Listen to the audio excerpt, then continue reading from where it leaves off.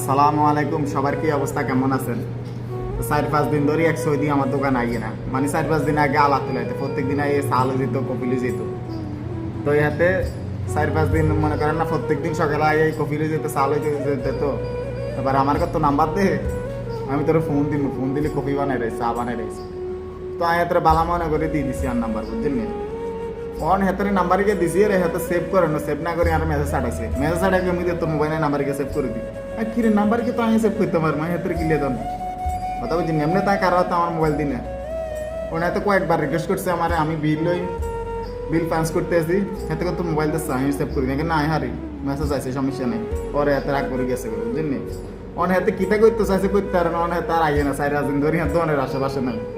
মানে আমার সন্দেহ লাগছে আমি আর মোবাইল দিন হতে রে।